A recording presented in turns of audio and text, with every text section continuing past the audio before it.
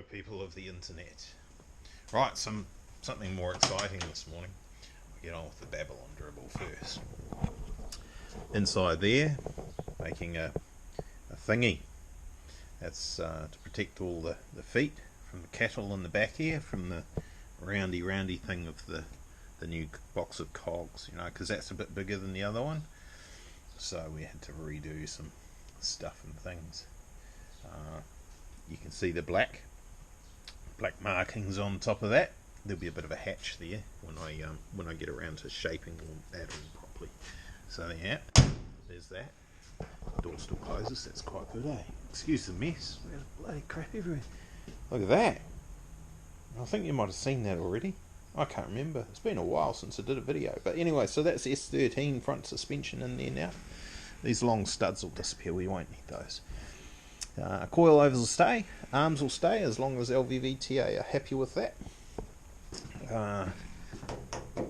Got one of those back on there. The engine protecting doofuki. Fortunately, you can see that there. Just a slight tweak to make this close. So all my measurements and everything that I've been rambling on about actually have played out pretty well. We kind of figured we'd have to do this. I'll make something nicer later on. This will get, I'll build a nice panel to make it look like the factory did that.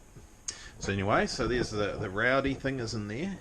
Also, the gas extraction devices, extractors, manifolds, headers, exhaust, whatever you want to call it.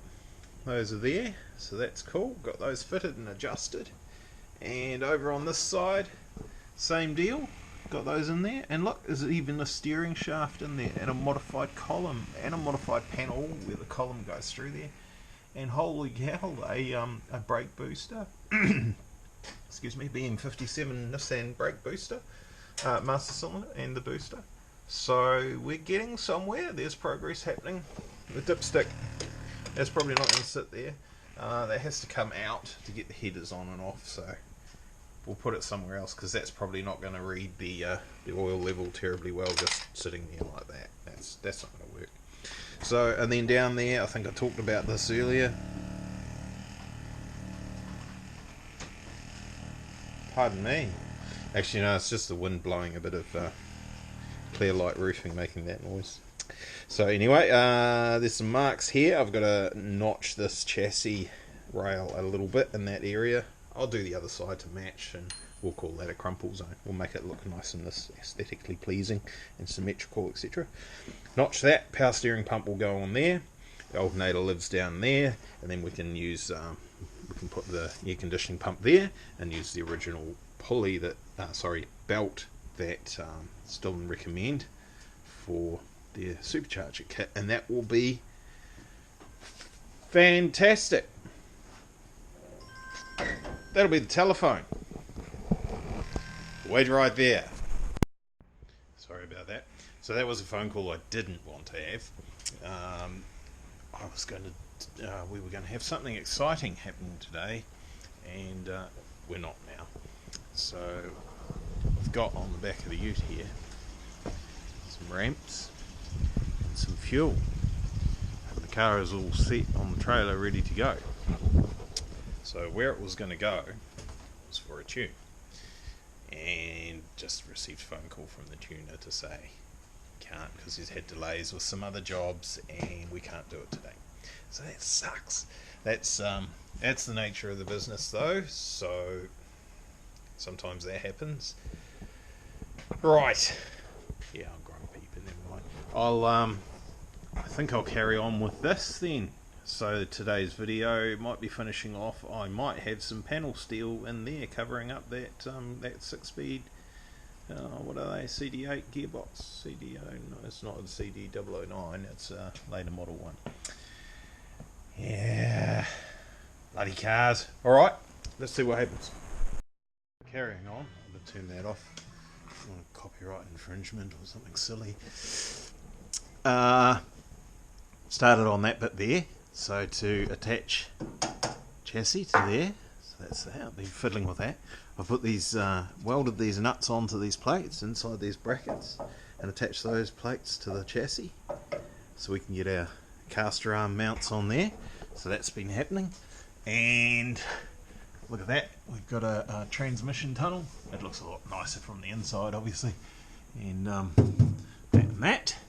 So, and there's a plate has just turned up on courier from Parts World down in Timaru, Auto Parts World, and that'll cover up where the gear lever goes through there. It'll put a nice boot on the inside, then we can do a panel over there, and we can sort out where the handbrake system's going to happen.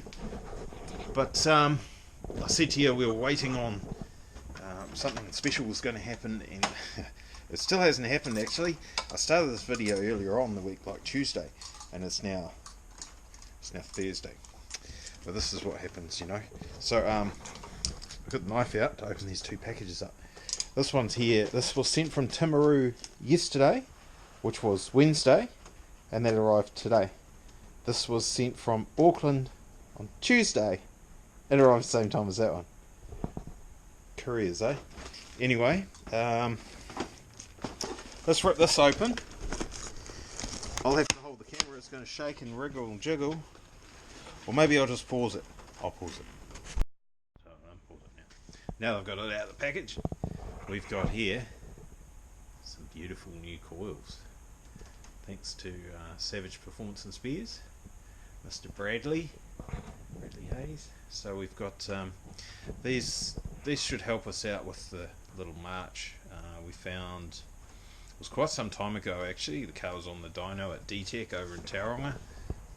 Savage Performance stickers to go on the car too.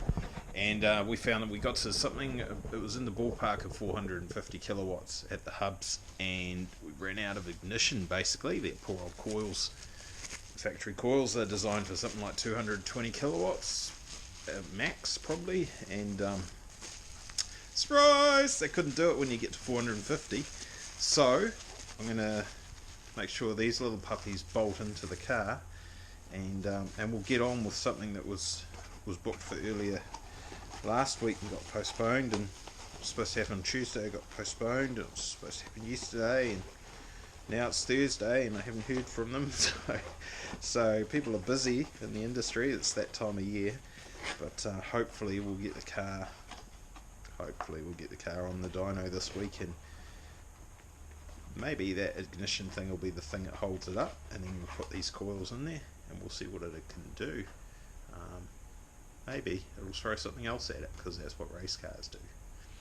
Stay tuned. Yeah, so scenery change. Waikato Expressway, heading north. Little marches on the trailer on the back there. We're cruising along to Cruising for Hope. Something Mike King and Downtime Entertainment have organised in aid of people who are struggling with depression, suicide, black dog, and all that sort of stuff. So no racing today, just cruising, and the skid pan's open. So I was supposed to have a tune done on the car, was loosely booked in Wednesday last week, and then rolled over. And so far it hasn't happened. But that's, you know, race cars breaking and people wanting things going for the start of race season, etc. So we're not too stressed about that. Would have been nice to have got it sorted out before the event, but it's not a biggie. If there's any problems with the car, I'll just shut it down, put it on the trailer. So there was some progress on the Gloria. Not much point talking about that here. I can't show you anything. We'll stitch some on to the end of this maybe. So I'll keep driving, cruising along. Probably not really supposed to be using a GoPro, but it's not a cell phone, so it's probably my way around that little, maybe it says electronic devices, but as you can see, I'm doing on a straight bit of road, there's no issues. So before the corner comes up, I'll talk to you soon.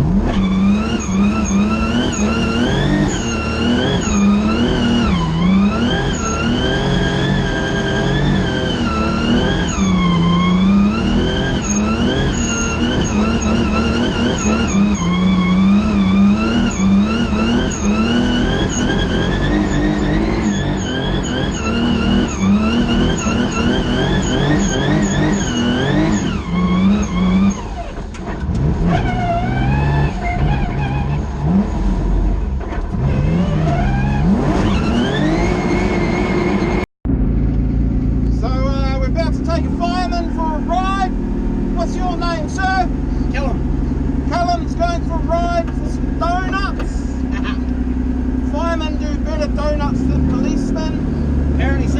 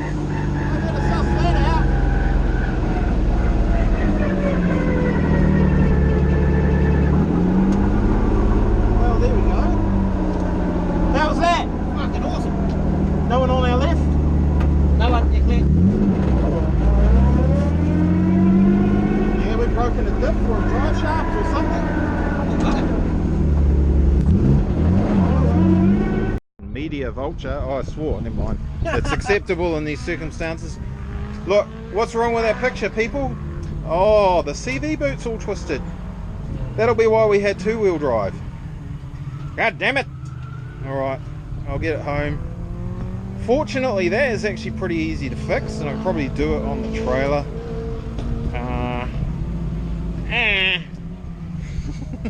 Never mind.